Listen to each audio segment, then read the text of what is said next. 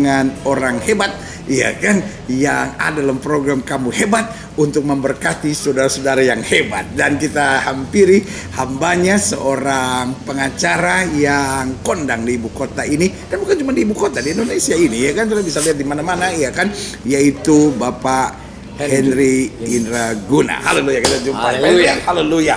Dan kita semua diberkati dengan kesaksian Pak Henry waktu COVID. Yes. Iya kan? Dan tenang, sudah sembuh. Sudah sembuh. Pak Henry.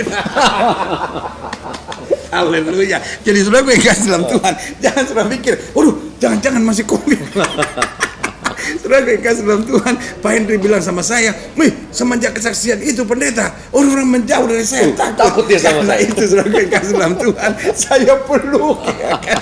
Karena orang COVID itu justru lebih sehat daripada mereka, karena di dalam dirinya sudah ada pertahanan, saudara-saudara. Nah, luar biasa. Jadi saudara-saudara yang pernah terkena COVID, dan secara khusus saudara-saudara yang ada di sekitar orang-orang yang pernah terkena COVID, tolong jangan justru malah di put down, justru malah harus kita saling semangat. Dan orang-orang yang pernah kena COVID, ini saatnya saudara jadi berkat buat banyak orang untuk saling menguatkan. Nah, Pak Henry, kita bicara dulu tentang hal yang luar biasa setelah sembuh. Nah, kan kita dengar kesaksiannya waktu sakit, dan puji Tuhan, Tuhan menyembuhkan. Setelah sembuh bagaimana suka dukanya ini, ya kan, untuk menolong mereka-mereka yang juga pernah mengalami COVID ini? Setelah sembuh, saya merasakan bahwa ada second life. Yang paling penting adalah second life.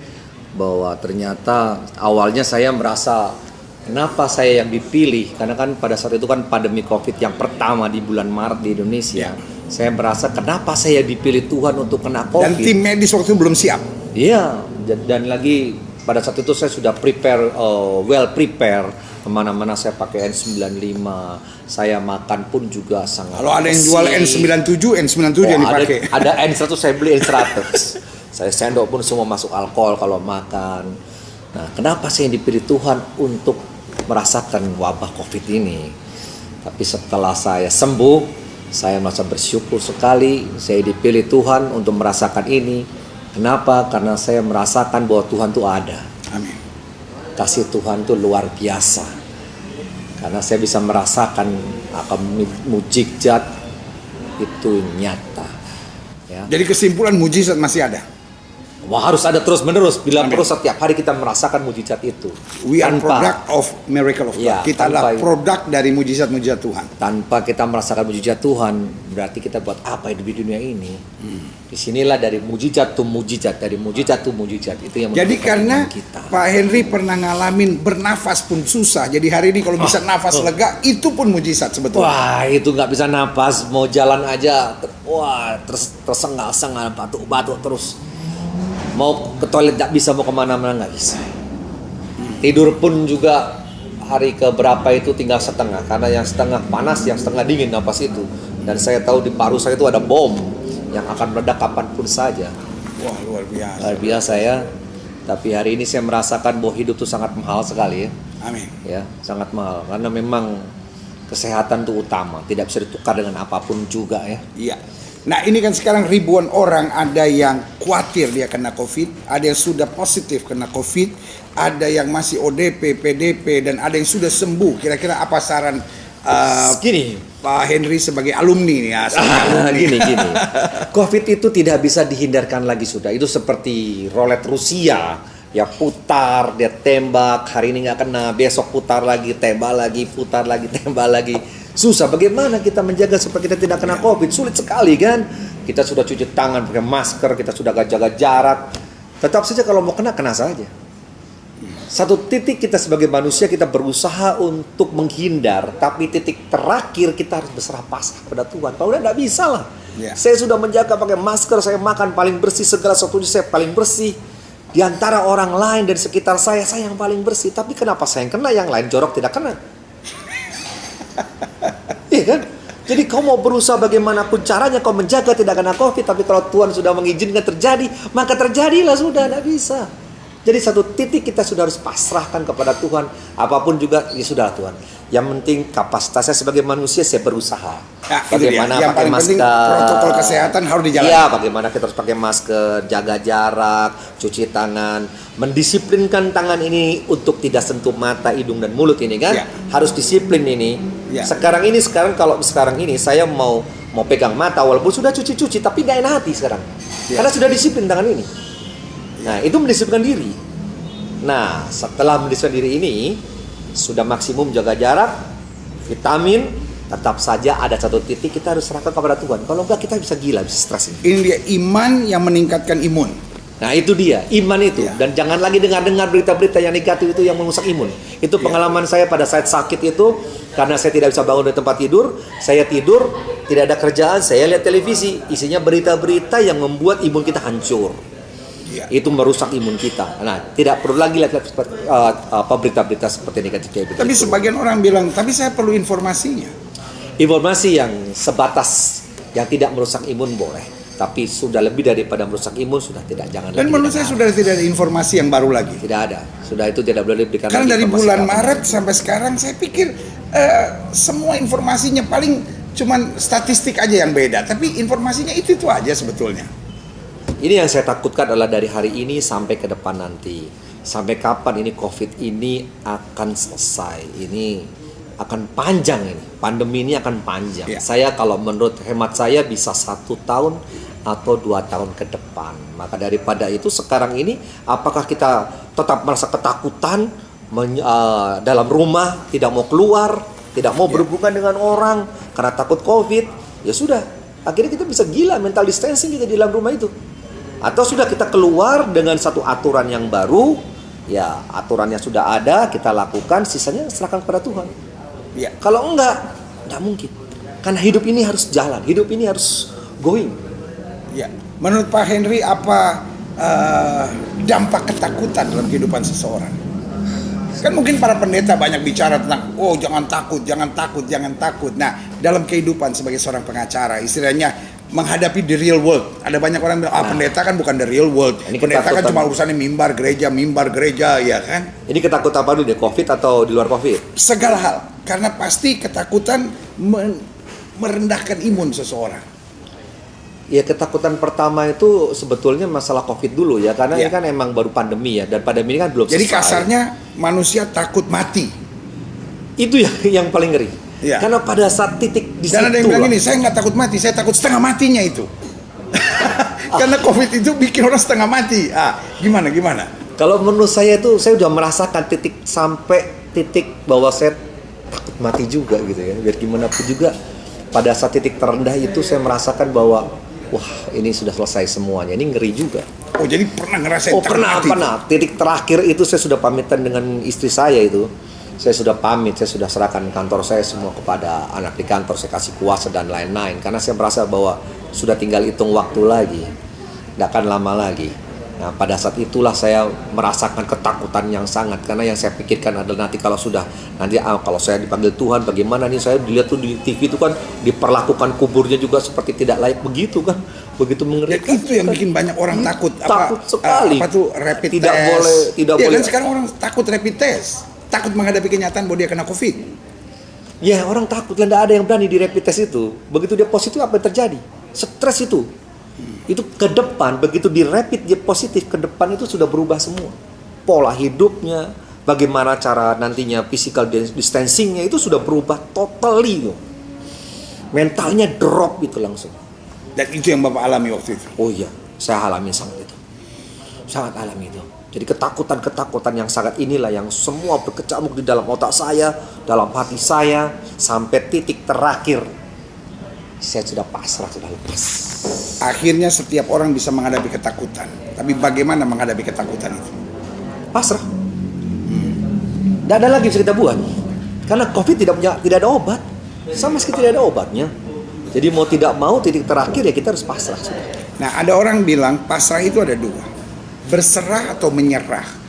Nah, dua hal ini kelihatannya berbeda. Karena kalau berserah itu kita percaya masih ada Tuhan, masih ada yang terbaik dari Tuhan. Tapi kalau menyerah udah kue sera-sera, whatever will be lah. Bagaimana menurut? Nah, kalau menyerah saya tidak akan penyerah. Saya kan ditakdirkan, dilahirkan jadi panglima perang sama Amin. Tuhan.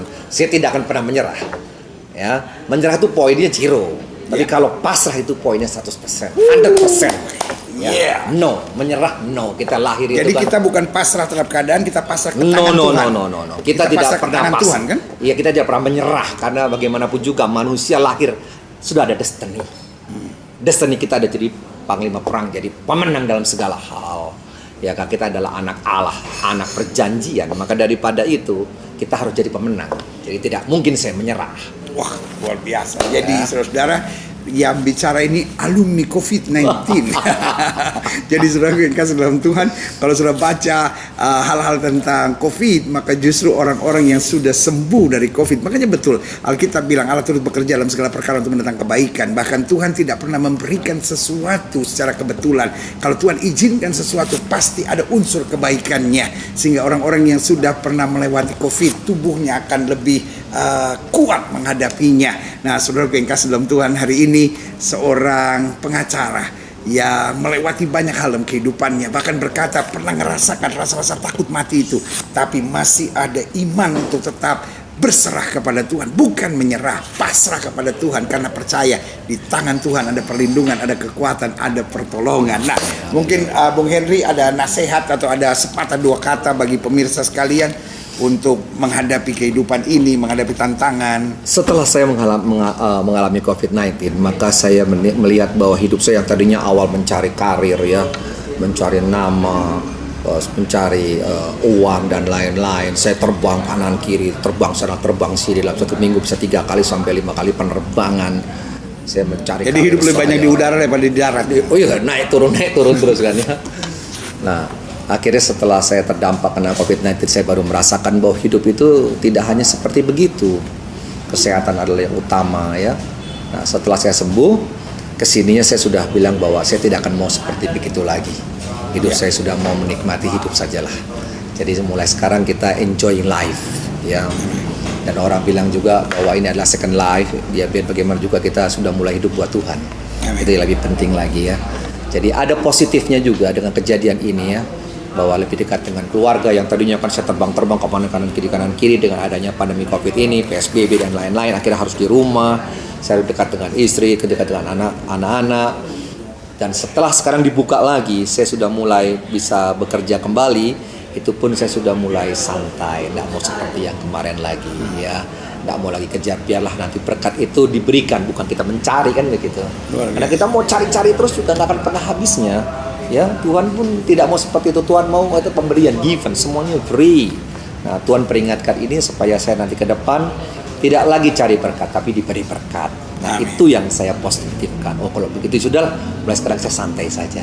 Nah, lalu apa saran-saran Pak Henry ini untuk mereka yang masih khususnya takut dan khawatir dengan COVID-19 ini? Nggak usah khawatir masalah COVID-19, karena biar bagaimana ini wabah. Wabah ini ada seluruh dunia. Ini berjuta manusia.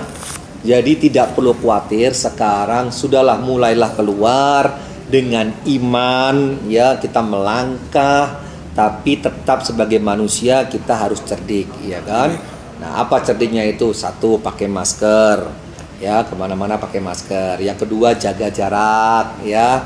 Yang ketiga adalah cuci tangan, sering cuci tangan ya. Yang keempat, disiplinkan tangan ini, jangan sentuh muka. Jangan sentuh muka. Nah, yang kelima adalah jaga imun kita dengan makan vitamin E, C, D. Makan vitamin, terus makan yang bergizi yang baik. Terus hati harus tenang. Yang ketujuh, hati yang gembira adalah obat kan begitu, Pastor? Obat yang manjur Nah, kata kita. tapi semangat yang patah mengeringkan tulang. Berarti yes. hatinya harus gembira, semangatnya luar biasa, dan sisanya kasih Tuhan yang jaga. Karena kalau Tuhan tidak jaga, apapun yang kita jaga untuk diri sendiri pasti bobol juga, nggak bisa. Tahu-tahu entah bagaimana kita sudah jaga semuanya, tahu-tahu dia pegang ada virus di sini, tahu-tahu kita baru bicara begini, gatal, tempel mata, masuk sudah itu. Positif kan? Jadi semua serahkan kepada Tuhan. Apabila ternyata terkena COVID-19, nggak usah khawatir. Karena Tuhan adalah obat dari segala-galanya. Percayalah itu nanti 14 hari maka engkau akan disembuhkan oleh Tuhan. Wow, saudara yang kasih dalam Tuhan. 14 hari, Pastor. 14 hari. Ya. Jadi 14 saudara yang kasih dalam Tuhan, bukankah sesuatu yang baik kita terima hari ini, bahwa di depan kita ada, saya sebut a living legend, ya kan? Yes. Seorang yang betul-betul legenda kehidupan, bahwa dia melalui yang namanya COVID-19 sampai titik terendah, sampai pemikiran sudah berkata, this is it, sudah finish. Saya ngomong sama istri, saya ngomong sama keluarga, saya ngomong sama staff saya di kantor, finish, saya akan selesai. Tetapi orang Papua bilang begini, kau pikir mati gampang kah? Ada, mati pun susah. Artinya kalau Tuhan belum menghendaki, Tuhan masih bisa beri kesempatan. Jadi saudara yang kasih dalam Tuhan, hari ini kita juga diingatkan dari seorang yang sudah mengalami bahwa jangan takut. Belajar hidup ini tetap beriman, belajar dalam hidup ini tetap punya hati yang gembira adalah obat, dan tetap punya semangat yang menyala-nyala. Karena memang kondisi ini dijelaskan tadi, semua mengalaminya, tetapi kita bisa mengatasinya. Dan bahkan kalaupun sakit terjadi, masih diberi kesempatan selama 14 hari untuk tetap berjaga, untuk tetap urus dengan baik, konsultasi dengan tim medis, dan tetap andalkan Tuhan. Karena saudaraku yang kasih dalam Tuhan, akhirnya Alkitab bilang begini, apa yang kau takutkan itulah yang menimpa kamu. Jadi hidup jangan apa-apa dikuasai oleh paranoid kita gitu. Wah, saya akan sakit, wah saya akan. Kalau setiap kali kita keluar rumah, wah nanti bagaimana kalau COVID, wah bagaimana kalau COVID, wah bagaimana kalau COVID. Jadi benar saudara. Jadi karena betul. Itu permintaan saudara. Iya kan? Jadi kan betul. begitu, Jadi kan? betul. Ya. Kalau apa yang kita takutkan kan itu yang menimpa kita. Bagaimana? Ya, yang sering diucapkan, apa yang dikatakan, apa yang dipikirkan itu yang akan terjadi. Sudahlah, kita keluar dari rumah dengan iman. Wow, haleluya. Jadi saudara yang kasih dalam Tuhan, betul kata Alkitab bilang bahwa hidup dan mati seseorang dikuasai oleh lidahnya.